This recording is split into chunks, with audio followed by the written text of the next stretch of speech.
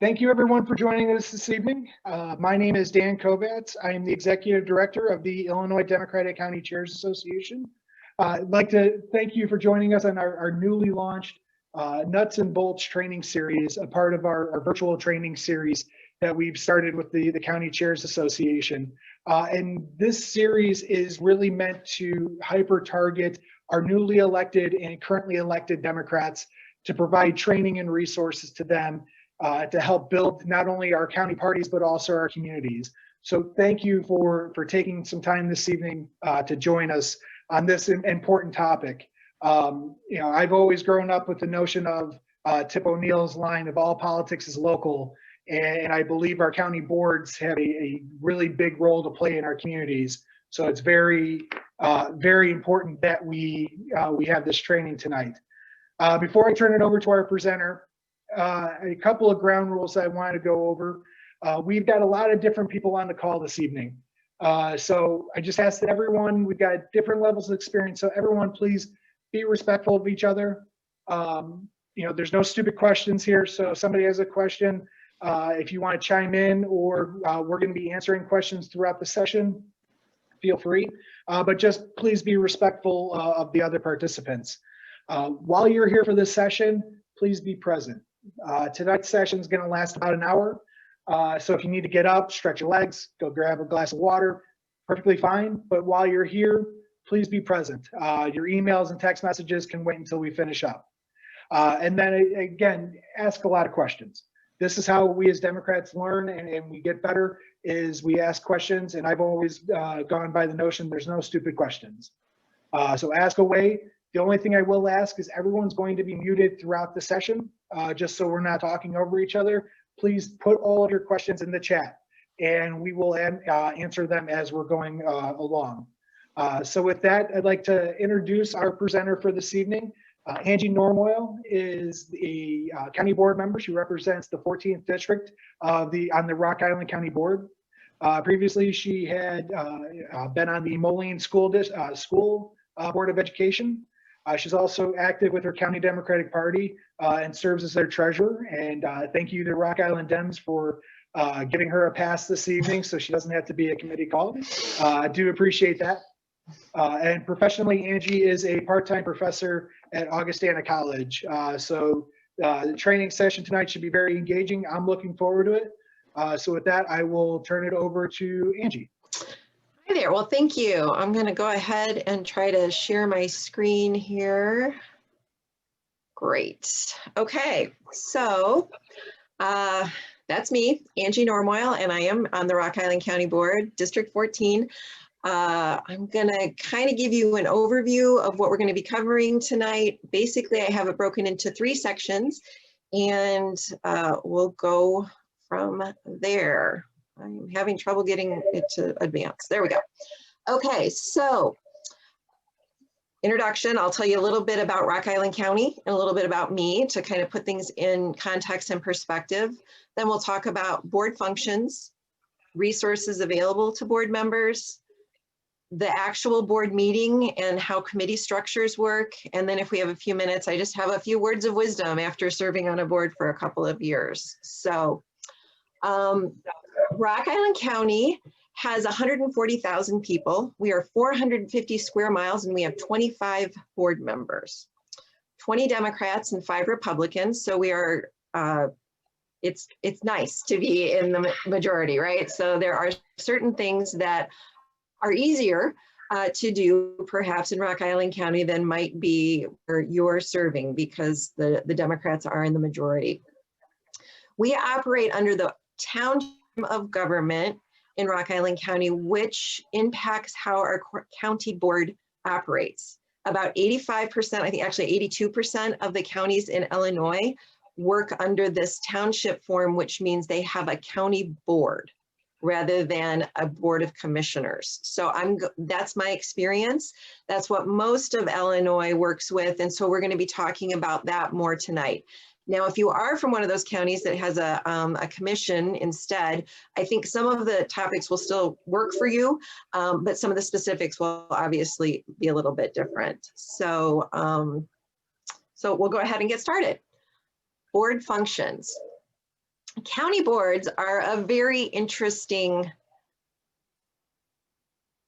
I don't even know, they have a very unique design, I guess is what I should say. And as Dan mentioned, I had served on the school board, which, is really targeted, and you know exactly what you're doing. You're taking care of the schools. I have sat in on a lot of the city council meetings, and a city council or a village board also works very differently, because all of the people that work for the city work for the city, right? So if the mayor gets unhappy with the police chief can be removed. That's not the case in a county setup. So it's a really unique form of government, which makes it, I think, intellectually interesting and super useful, right? Because we can do things as county board members that aren't necessarily available to other organizations. So it's worth investing the time in learning how these things work. So basically, we've got one board with 3 branches of government, which I'll go in and explain how each of those work. Other things that we do is we have special oversight over a wide variety of things in the county that you may not even have realized yet, because you're relatively new. And then we can also talk a little bit about the mandatory versus the discretionary functions of a county board. So the first function that, or the first type of function that a board has going for it is the executive functions. So the county board administers county departments and offices, except those that are headed by elected officials, right? So the highway department in Rock Island County has an employee that runs that. And so that's one perspective. But then the county clerk's office is managed and handled by the elected official. And you may have to remind your constituents at times that county officials work for voters, not for the county board. Because often people are passionate about different topics and issues in the community, and they might say, well, you need to get so-and-so to do X or Y. If so-and-so is an elected official, that is not something that you're going to be able to do, because so-and-so works for the voters, not for you. So it's good to have that already set in your mind when you're talking to constituents. The county board also appoints board members to a variety of boards, but does not have the authority to run those boards, which is a little unique as well. So for example, in Rock Island County, we have a Board of Health, which is of course a very important board right now. We appoint the members, so the county board appoints folks to the Board of Health, but once that has occurred, we are now hands off. We don't have a management role with the county board. So if somebody, or excuse me, with the Board of Health. So if somebody is unhappy with what's going on in the Board of Health, they need to talk to that board, not to the county board. And so that, again, it just gets a little confusing at times, but it's almost like a dance. And we need to be good partners in this and make sure that we're not stepping on each other's toes. So learning those roles and how these things work is important. You may have noticed, hopefully you've already been to 1 or maybe 2 board meetings. You might have appointed someone to a fire protection district. Last month, we appointed somebody to a cemetery. We don't run that cemetery. We don't have anything to do with that cemetery, but there isn't anyone else to put that board in place, because it's not really the kind of thing that you would run a special election for. So the county steps in and says, we'll take care of that. And that's kind of a theme throughout the county board system, is we're that entity that steps in when there really isn't a city, a village, it's not a state responsibility. We step in and help things work better. We make the world better in these little spaces. So that's one of the executive functions that we have. From a legislative perspective, the board can enact ordinances and resolutions, and they can either apply to the entire county, including the cities and villages and other entities inside the county, or they can just apply to specifically to those unincorporated areas. This is, again, goes back to that the county steps in where those spaces are not governed by another entity. I've been on the Rock Island County Board for 2 years, and I cannot think of an ordinance that we have passed that applied to the whole county that required a city or a village to do something in terms of money, change their laws or anything like that. We really kind of stay hands off of that. Most of the countywide resolutions are things like,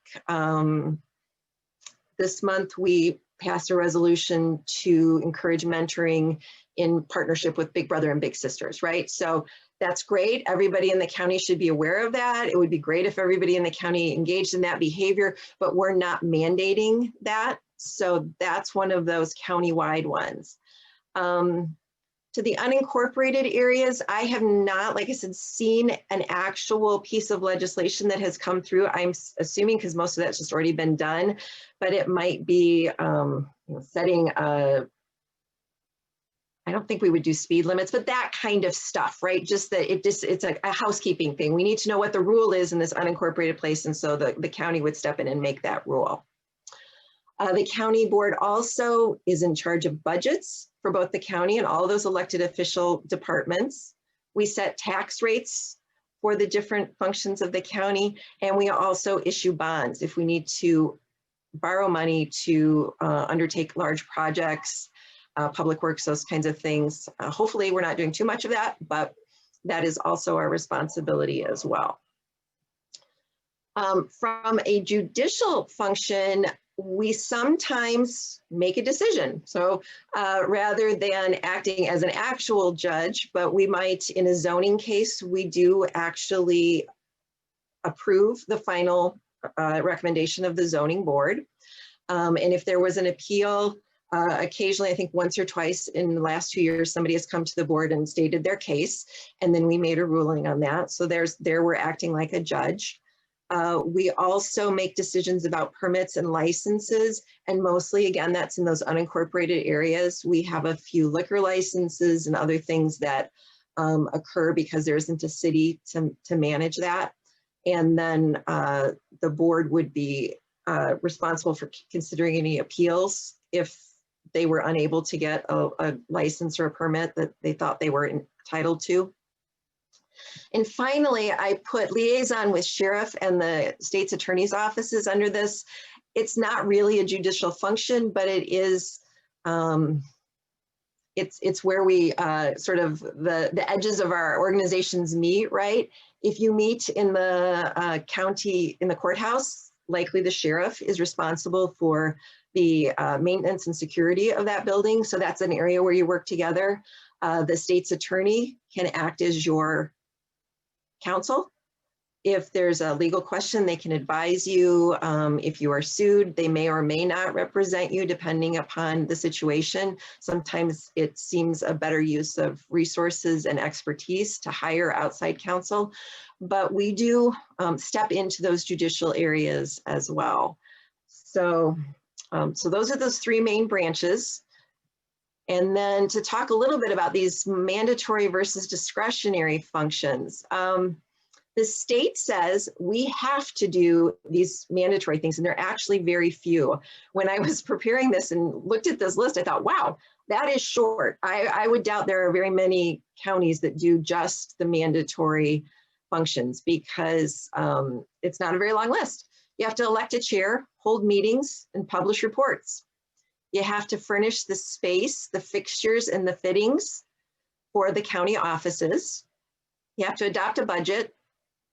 You have to evaluate claims made on county funds, and that means it's your responsibility as the board to look at basically all of the bills that come in through the county and make sure that they are valid and that they are appropriate. And then you go ahead and give your approval for them to be paid.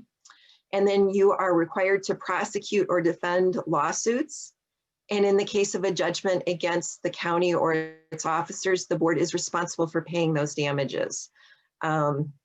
and you are responsible for paying those damages. So even if there's an unpleasant situation in your county, perhaps with an elected official or something, the buck stops with the board. That will be coming out of the board money, not personal money. So discretionary functions would include, this is just kind of, I picked the ones that I thought were most likely to be common amongst people that might be in this session, but things like caring for county-owned property that are outside of the actual courthouse or the office building, like animal control, a landfill, parks, those sorts of things. Counties can choose to administer federal funds. Rock Island County acts as a pass-through for a lot of different federal funds. So the money comes into us, we fill out the paperwork basically, and then we pass it on to usually it's a nonprofit kind of, or a governmental agency that has received that grant. So you could be doing that kind of work. Collect taxes on real estate, goods and services. You might engage in public or environmental health. Land use and planning. I think most counties do engage in this. This is very tightly connected to your zoning. So that's really important work. In Rock Island County, we don't have a lot of growth right now, but perhaps that's a concern in your county. Managing growth, smart growth, making sure that you're making decisions based on long-term benefit to all of the county. So that would be something that you would need to pay extra attention to. Social services, most of ours is related to children that we handle. Emergency services, construct roads, bridges, and highways. Yes, we do a lot of that in Rock Island County, and I bet you do too. And we also support local elections. So those are none of them mandated, but those are things that we do.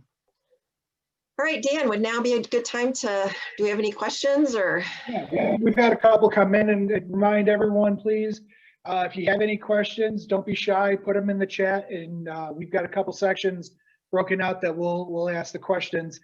So we have one that, do county resolutions can they have a real effect? A real effect? Real effect. That's a really good question, because like I said, I have not encountered one that was impactful in that someone said, hey, wait a minute, that's going to cost me money, or that's going to be inconvenient. So I'm not really, yes, I think they could, but it's again, it's that dance. You have to be really careful. You're not going to have much luck, I don't think, telling, the largest city in your county to do X or Y, right? With a county resolution. So I guess I'm not exactly sure what kind of, you're talking about, but it's a dance. And it would be something that would probably be better served by reaching out and engaging in conversation to craft a solution that works for both parties, rather than doing something that just to blanket to say everybody has to do this. We've got a good question here about how do we find out how much funds, the federal funds, how much they are when they come into the county. For example, with COVID funds now starting to free up, how much do we know when that gets released to the county? Yeah, and those have been hard to predict. So it really is a matter of establishing good relationship with your auditor and your treasurer. And in some counties, that is the same person. So in Rock Island County, we have a separate auditor and a separate treasurer, and they are spectacular at keeping us up to date. You can always give them a call, but those funds would be coming in through those offices, and they would be the first to sort of see that. And so you would need to perhaps ask your chair or your executive, if you have, see, in Rock Island County, we have a board chair, and then we also have an employee who is the executive who runs, the day-to-day operations of the county. So if I had that question, his name is Jim, I would let Jim know that I was really interested in that.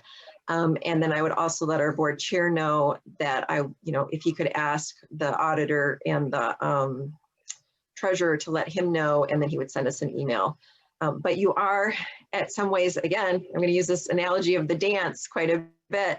You're at you need to develop that relationship with the people that have that information, because to my knowledge, there isn't like a rule that says they have to notify the board immediately. Now, it will show up in your monthly reports. Otherwise, they're not doing the job that they've been elected to do, right? So when that money comes in, it will show up in a report.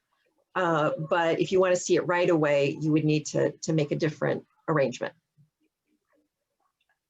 Okay. So we have one on with the vaccine coming here soon, what that rollout's going to be. Does the county board have any role in how that is determining with county employees, elected officials, or is that completely separate and public health takes care of that?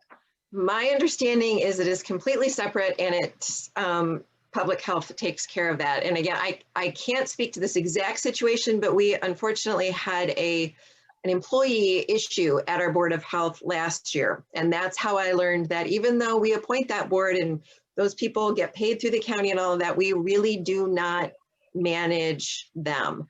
Now, I can see a situation if there were certain county employees who were considered essential employees, depending on what sort of service. For instance, in Rock Island County, we used to own a nursing home. We have sold it. We don't own that nursing home anymore. But if we still owned that nursing home, those would be county employees that would be considered essential, and they would have moved to the front of the line for those vaccines, perhaps. But I think it depends more on the role of the person and where they fall under the state guidelines than the county. However, I will say good news, our Board of Health budget is fabulous this year. We have gotten a nice stipend from the federal government. Usually that's a tough one where it's really running right on budget. It's going to come in a little above, a little below. This year they have had a lot of funding to do the work they need to do. So hopefully your counties are in that same position where you're well funded. Although I will say we've spent most of that money, right? That was PPE money. That was things that they sent out to the community. That was not necessarily money that was spent on getting ready for the vaccine, but there is more money coming for that, so. Okay, and that would be the same thing as potentially requiring vaccines, for employment or essential services. Yeah, public health takes care of that. That would be a public health situation. Yeah, my understanding is really the only way you can require it is if there's some sort of rationale that it's required for that work. You can't make the person who's keying in data necessarily get a vaccine. Okay. All right. Again, folks, make sure you're putting your questions in the chat, and we will get to them as we're going along. But Angie, go ahead. Why don't we move on to the next section here? Okay, we'll talk now a little bit about resources that I have found that are helpful for board members. This is the quick list: a board manual. There's some publications, and don't worry about writing all this down fast because each of these is going to be a slide. Websites, IDCCA, and your local Democratic Party, so all of this. So we'll go over these one at a time. The first and most important thing is your board manual. And Dan mentioned I'm a professor, so if I was in a classroom right now, I would be asking you all to raise your hands as to tell me whether or not you had received your board manual yet. I will tell you it took me 8 months to get my board manual. So hopefully your board manual was handed to you the day that you filled out your paperwork to get paid and got your badge picture taken and all that, and you've been studying it and you got it all, post-it noted and dog-eared, and you've really dug into that board manual. It may be that you may have a little difficulty getting a hold of that manual. So if you haven't received it yet, that is assignment 1, is to get a hold of that board manual. And then once you get a hold of it, read it.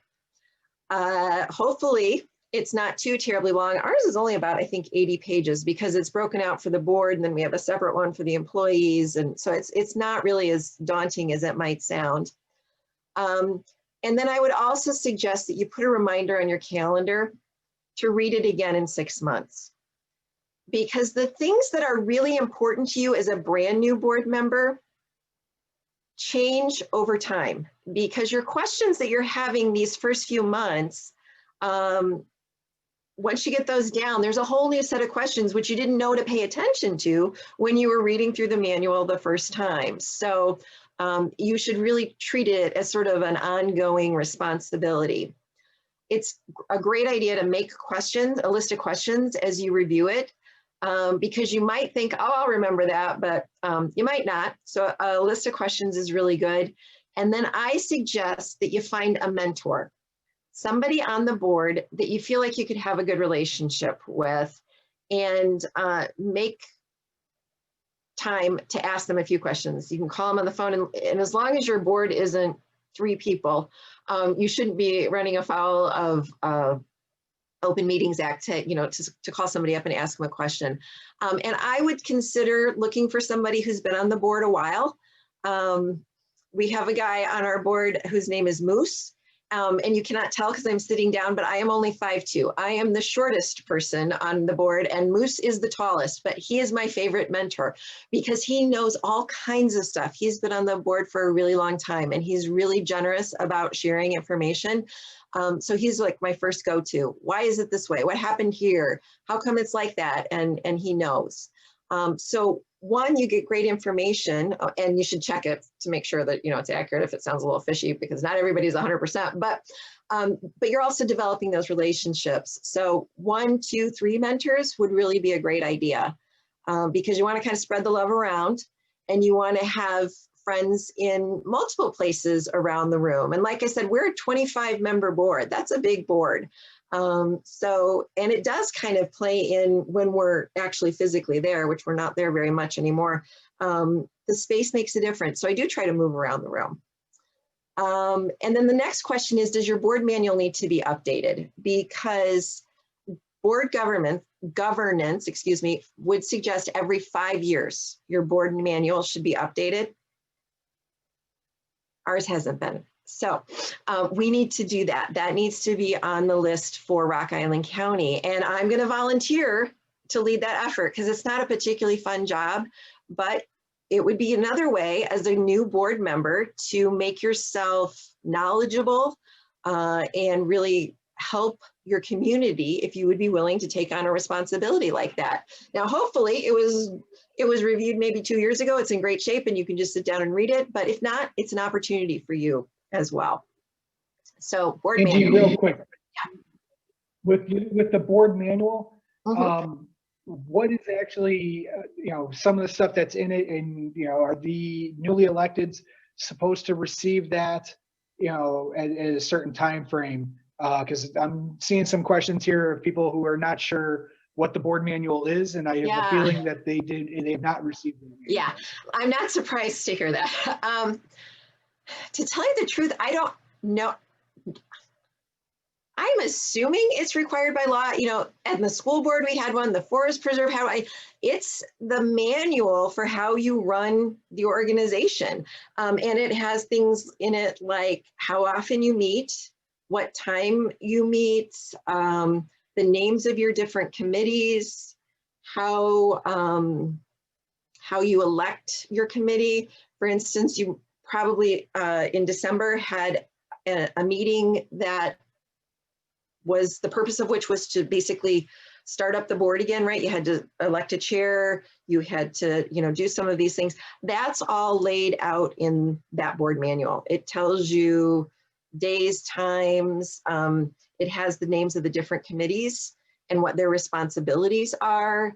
It lays out the role of the chair and the rules for how the board works. So it really is, it's the secret sauce. It's how everything is supposed to happen. Okay, I think that covered. I think some of the counties also call it their board rules.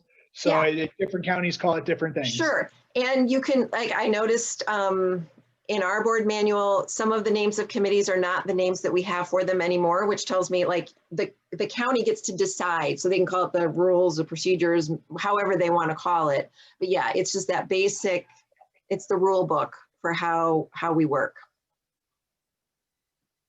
Okay. All right. The second thing that I would tell you to go look for is this publication from the Illinois Association of County Board Members called Inside the Courthouse. And this is just a 20-page online publication, and it just lays out the basics of how a county board works, and then it goes through each elected office in the county. Just a lot of good information in it.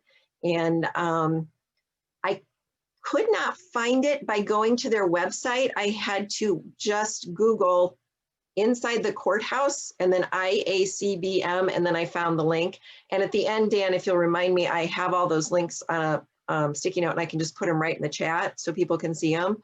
But anyway, that's worth your time. Quick read, but very useful and helpful, good overview. Other resources I have found to be useful, and most of these are a no-brainer, but the county website.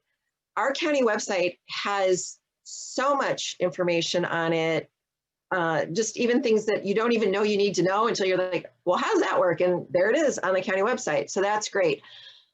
However, it's worth spending some time on that when you're new to the board, because hopefully your county is flush with cash and your county has a beautiful, lovely, well-designed website.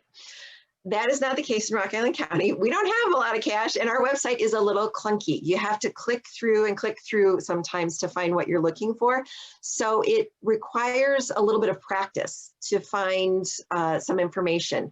And that's important for you as a board member, because you really want to be able to guide your constituents to that information as well. So in Rock Island County, it's not enough to say it's on the website. I need to be able to say it's on the website, click on this, then go there, and then you will find what you're looking for. So I really encourage you to spend some time on your county website. And like I said, hopefully it's beautiful and really easy to get information from. Another great resource is, IDCCA, like these kinds of trainings. They have all kinds of resources. And then I should have put this on here, and your county chair. They are such a resource for how things work in your county, the history, the backstory. I would say about 50% of the time, I'm on the phone with my county chair when I have a question about, the big picture of what's happening in the county. And so that's a great resource for you. So don't forget about that. There's a couple of professional organizations that serve specifically Illinois county board members. And my county does not belong to either of these organizations, but they started sending me emails right away. And they're very helpful. So don't send them to your spam folder, and take a look at them. The first one is the Illinois State Association of Counties. I don't know how you say that, IDCCA maybe. And they send out a weekly email, and it's got a lobbying report, so you can kind of see what legislation is moving through the state house, and they kind of point out things that might be of interest to the different counties. So that's a helpful resource to just kind of skim through. They point out different resources. They have some networking event kind of things as well. Like I said, my county's not a member, but they still send it to me. So they're very generous, which is very nice of them. And then there's a second organization, the IACBM, which is the Illinois Association of County Board Members. They're another one, just started sending me emails. Theirs comes monthly, and it's called the County Bulletin. And it's a little bit more general in terms of, there was a question about vaccines. I know the last issue had some just general information about vaccines and how they would apply to the county, right? So they take a slightly larger view of things. they had a heads up when the minimum wage changed, a little bit less on the legislation and sort of on the outcome of the legislation. So they're both worth paying attention to. And that is the organization, again, that has that inside the courthouse. I do spend some time on state agency websites. I have served on our Finance and Personnel Committee, which is the committee that approves the actual money that gets spent on the highways, bridges, and all that kind of stuff. So we have a Public Works that does the due diligence to make sure that that's all going the way it should. And then it comes to my committee to get the money approved. But I want to make sure that I understand, what this is. And I look real careful at the bridge proposals or whatever. And sometimes I don't know what one of the line items on the most recent one was mobilization. I didn't know what mobilization was.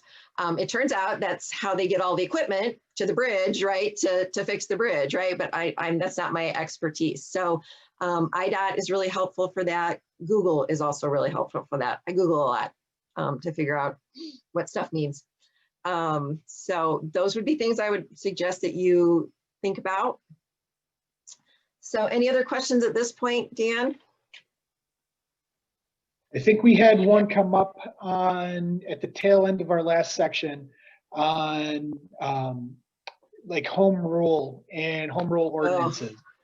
Can you touch a little bit on that? I know we got about 20 minutes left for our session tonight. So home rule and what? Home rule ordinances and what the county board's role with those are.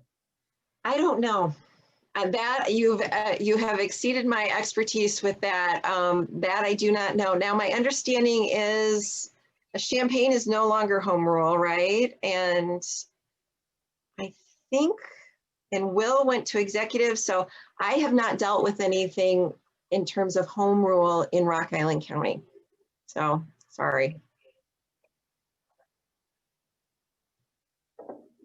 Okay, if anybody has any other questions, let's make sure we put them in the chat.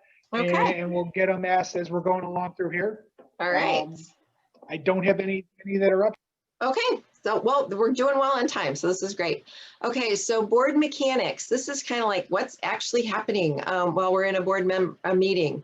So I'm first going to talk a little bit about committee assignments, how to get items on the agenda, some helpful tools that I have, and some record keeping that I would suggest that you might consider. So like I said, I'm really talking mostly about this township form of government at the county level where we work in a county board situation. Then we have these standing committees to oversee specific areas of responsibilities. So the names and functions of those committees are the purview of the board. The board can decide we want to combine like the one I'm on, finance and personnel, or you can have separate ones. You can have a finance committee and you can have a personnel committee, so they can be separate. So that's how it's structured. And obviously, since you've just joined the board, those are already in place. And assignments to those committees are made by the board chair, who may consult with his or her executive committee.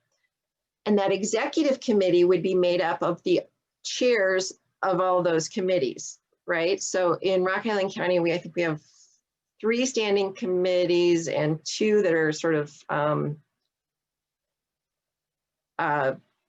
occasional. And in our board manual, it explains exactly who is on the executive committee. And in Rock Island County, we have a forest preserve district. So it's all of those chairs plus the forest preserve president. So, who would have thought? So that's another use again for that board manual. So you don't necessarily have a say or a choice in which committee you're assigned to, which may be disappointing if you had a specific hope or special expertise that you thought would be useful on that committee. So this is an opportunity again to join the dance, to reach out and make an argument.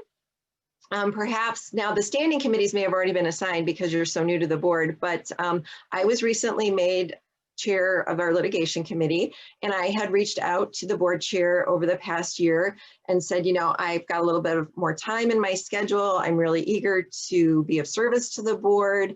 And so when that came available, I'm not exactly sure why he chose me, but certainly that didn't hurt for me to have let him know, yeah, I'm interested in taking on more responsibility. So you can do that. It helps, again, to build the relationships within the board so that you're seen as a team player and somebody who would make a good chair, a good committee member.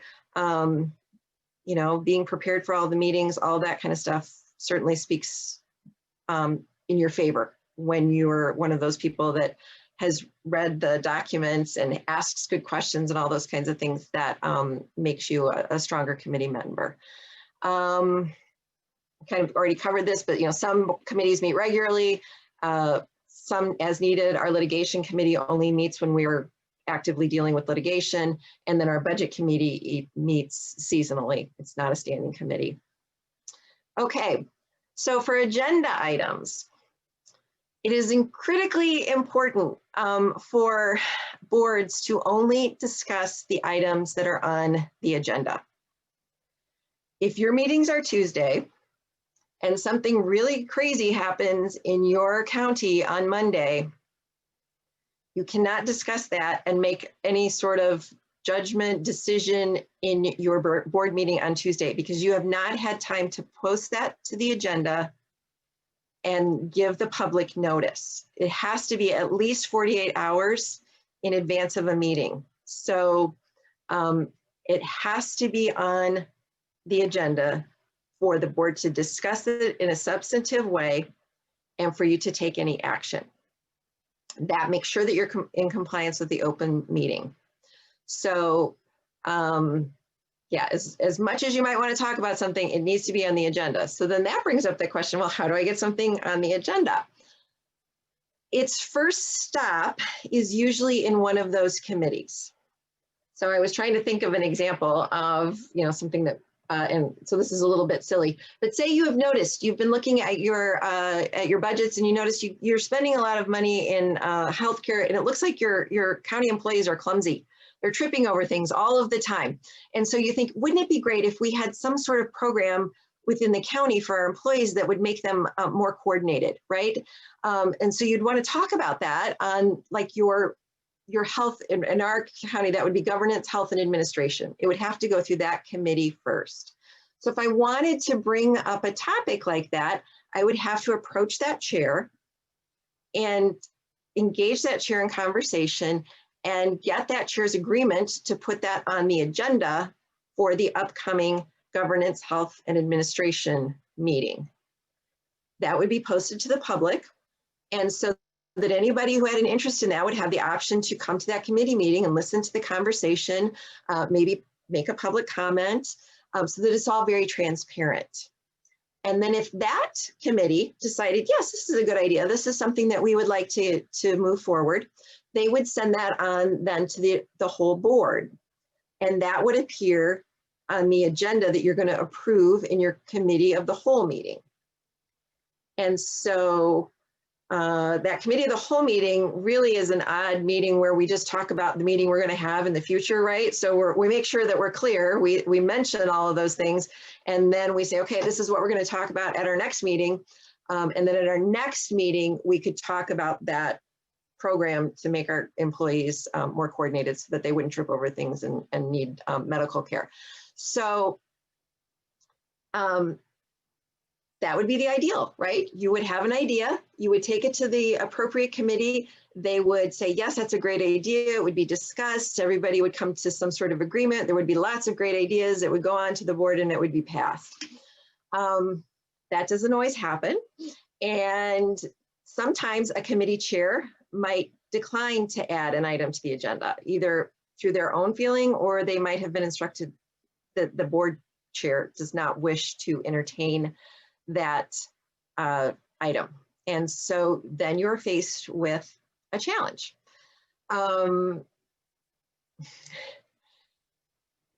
Again, the dance here is to bring up that issue in a way that is perhaps constructive, perhaps get some of the community involved.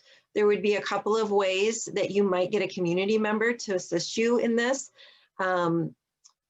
Two ways to address the board as a community member. You can either send a written request to address the board on a topic, and there's some rules, and again, that should be in your board manual, how that works. And there's the rules around that are you cannot address the board about something that has already been decided, which is a little odd. So say last month you decided we are going to, I don't know, we're going to paint the outside of the building, you know, and somebody said, oh no, you can't paint the building. That's a terrible idea. They can't come to the board the next meeting and request to speak to the board about painting the building because it's already been decided. They needed to come last month and speak at the public comment and talk about that. You know, they can't kind of keep digging up something that's already been decided. So that's one option, you can address the board. And then the other option is that your board should have a time for public comment. And so you could get somebody perhaps to come and speak eloquently, passionately, respectfully about this issue that you're really interested in. And maybe the paper would be there and they would cover it and they would bring it up, and then there would be some interest, some questions from the community, and then that might make the resistance less, and you might have better luck getting an item on an agenda. I do not have a magic formula for that. And if you've watched Springfield or Washington, you know that this is a constant back and forth, right? You know, when Mitch McConnell is the majority leader in the Senate, it goes Mitch McConnell's way. So there is some back and forth with this, but it is doable. It is doable. It just takes some strategy and some groundwork and some patience. Tools I have found helpful. I would suggest that you create some kind of binder for yourself, or if you've got a tablet, like an iPad or some kind of tablet, you could download these things to a tablet and bring it with you to the meeting. Our meetings are paperless, and we have laptop computers, but the internet is very, very slow because there's so many of us on the internet, and it just doesn't work very well. So I found it's really good to have these things just like on my iPad there. I can access them without having to get to the internet. Copy of the board manual in case I have a question. I like to keep a Robert's Rules cheat sheet because your board is probably run under those rules, and occasionally it goes really fast because everybody knows that. But when you get into a sticky situation, somebody says, wait a minute, I want to table that. And then somebody says, no, no, no, you don't want to table it. You want to lay it over. And the difference there is if you table something, you have to deal with it in that meeting. But if you lay it over to the next meeting. So you want to make sure you're using the right term, right? So I have a cheat sheet so that I can like check and see what I want to say. I also find it really helpful to have a county map. I've lived in Rock Island County for 20 years, but I don't go to every single corner of Rock Island County. And so it's good to kind of know what people are talking about. I would also consider maybe if you have that, if your county has an up-to-date land use planning document, that would be great to have access to. And then, like I said, I like the IDOT Bureau of Roads and Streets manual. It's helpful. Those are both really long. You would not want to print those out.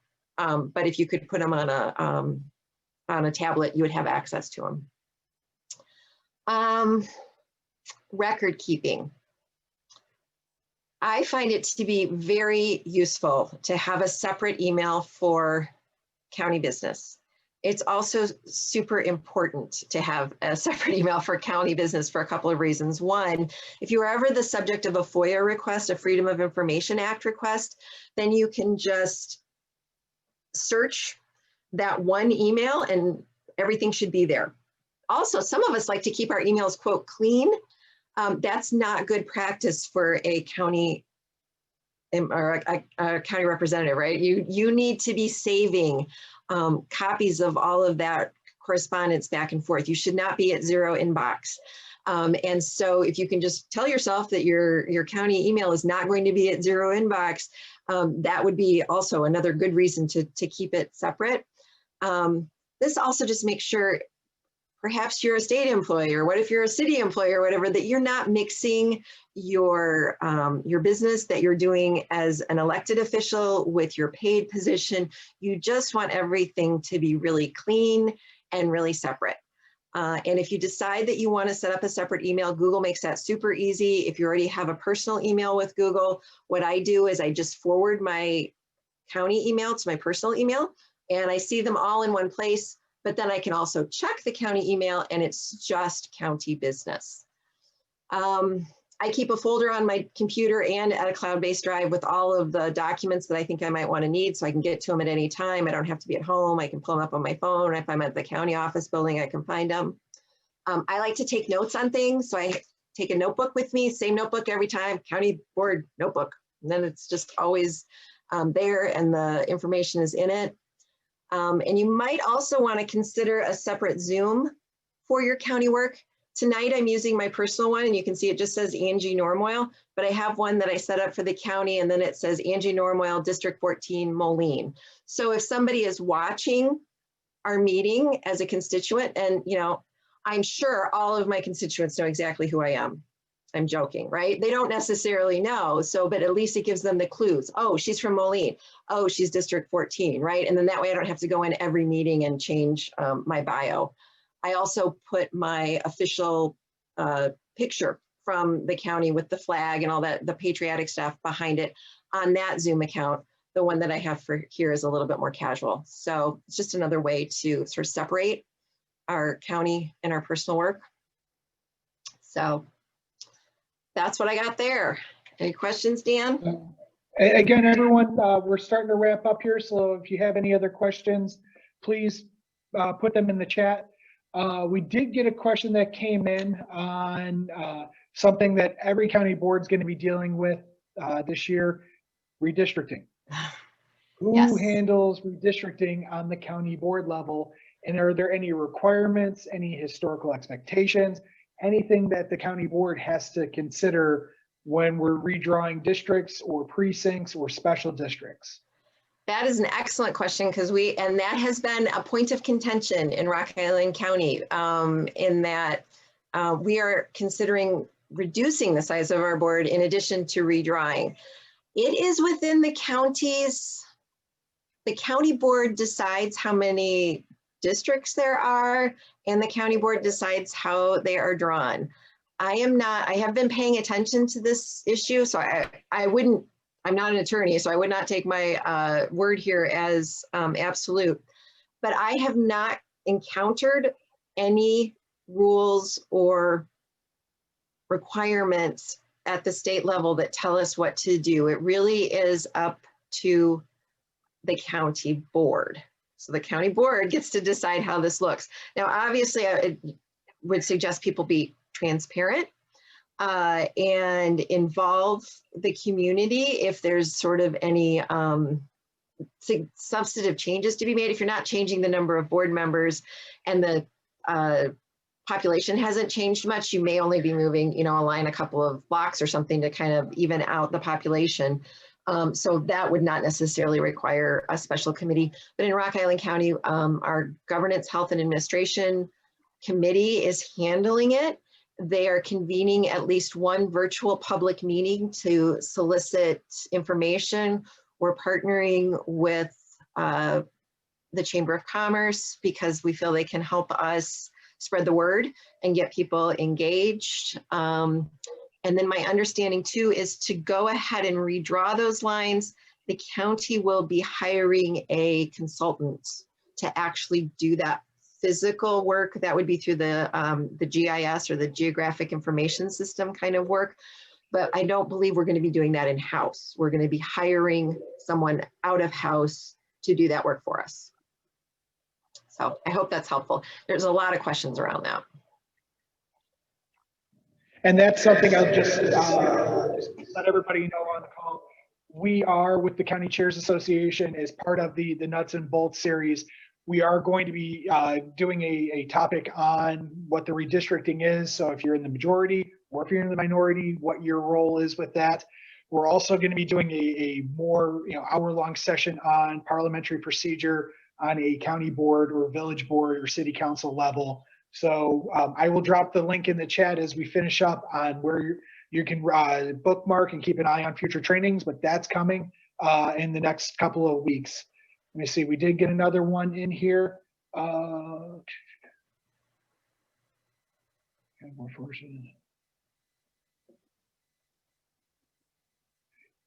If there is a situation where it's a 7-member board, 4 of them are Dems, can they talk about information that is outside of what happens on the board, or does that violate the Open Meetings Act? And when you have small boards like that or small committees, if you have 4 Dems.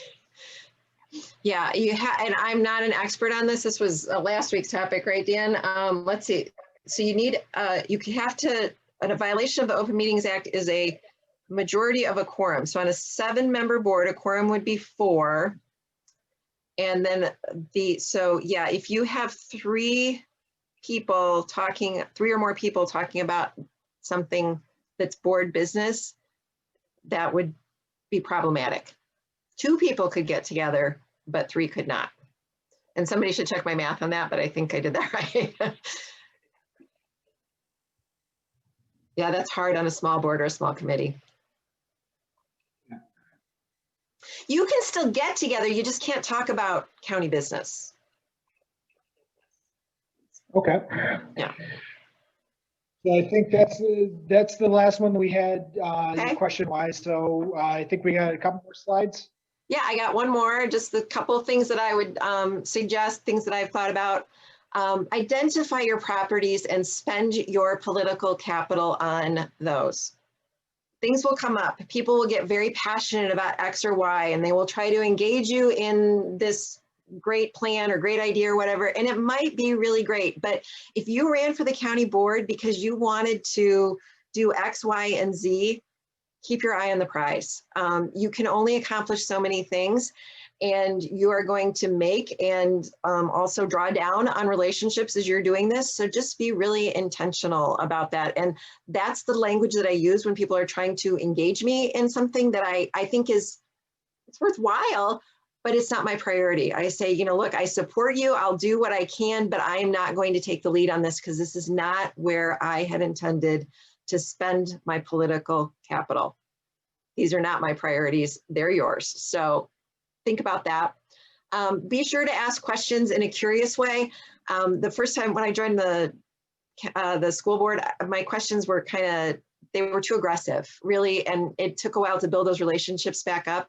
Being curious is better than being accusatory. And I don't know if anybody's watching Ted Lasso, but he said, be curious, not judgmental. That's good advice. I would suggest that you look for a constructive role on the board that fits your strengths. Some people are just flat out funny. I'm not. I'm a big fun hater, you know, but somebody, that's great. We need sometimes to laugh. I'm good at, when there's been a lot of conversation, kind of summarizing what each side has said and then suggesting a path to move forward. That's my special role. Other people are really great at asking questions that are insightful, you know, so figure out what it is that you do well and use that to make the board better. There's a great book out there called Never Split the Difference. It's a book about negotiation. It's written by a man named Chris Voss. He was the lead hostage negotiator for the FBI. It's a fabulous read, and it has all kinds of great tips in it. It's also a great audiobook. So if you're interested in sort of upping both your listening, your talking, and your negotiation game, it's a great resource. And then the final thing is just learn your county geography.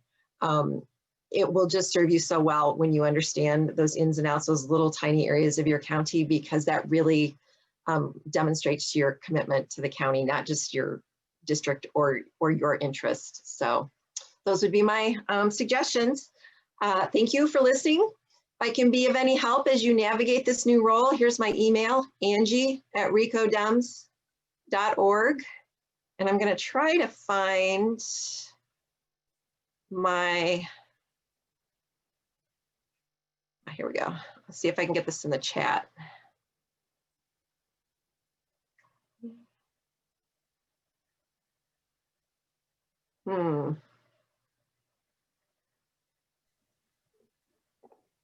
And we could send out a follow-up. Yeah, we're gonna have to follow up because I've gotten out into a bad space here. So anyway, oh wait, maybe I can do it here. I was telling Dan, I teach using Google Meet, and so I'm not as good with this, but oh, there we go. Let's see if I can get that to everyone. So there in the chat, I just put in all of those resources that I had, and you can just copy and paste that right out. And then Dan, I can send it to you too if anybody needs it, or you can email me and I'll send them to you. All kinds of options for getting that information. All right. Thank you, Angie, for helping us out tonight. A very useful session.